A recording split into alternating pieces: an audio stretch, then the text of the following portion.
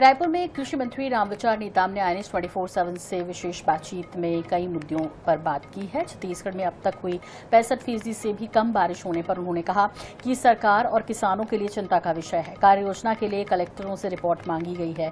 वहीं 1 जुलाई से शुरू होने वाली VBG रामजी योजना को लेकर मंत्री ने कहा कि ग्रामीणों को रोजगार के साथ आधारभूत संरचना निर्मित करनी होगी। छत्तीसगढ़ में मानसून की एंट्री हो चुकी है, लेकिन बारिश कम हो रहा है। किसानों की चिंता बढ़ी हुई है। बोनी का वक्त आ चुका है। हमारे साथ कृषि मंत्री रामविचार नेताम जी हैं। उनसे जानेंगे कि अल्प वर्षा से निपटने के लिए सरकार क्या कर रही है, किस तरह के प्रयास किए जा रहे हैं। मंत्री जी, बारिश कम हो रही है और ये चिंता जो है वो लगातार बढ़ रही है।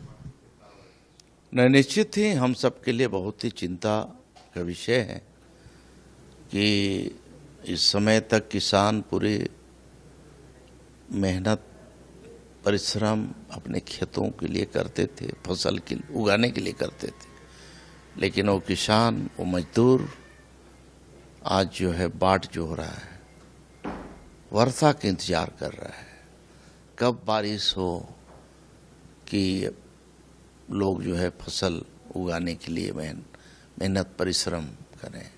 क्योंकि जब बारिश होती है तो सिर्फ जो है खेत में काम ही नहीं करते, बल्कि उनको एक उत्सव सा माहौल होता है।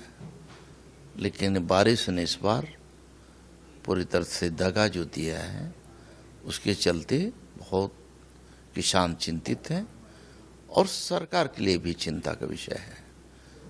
अब आप देखिए, इस समय तक मात्र जो बारिश हुई है वो करीब 44% मिलीमीटर ही हुई है, इतनी हुई है, जबकि 127 मिलीमीटर तक बारिश शुरुआती में अभी तक हो जाना चाहिए था, तो बहुत कम है।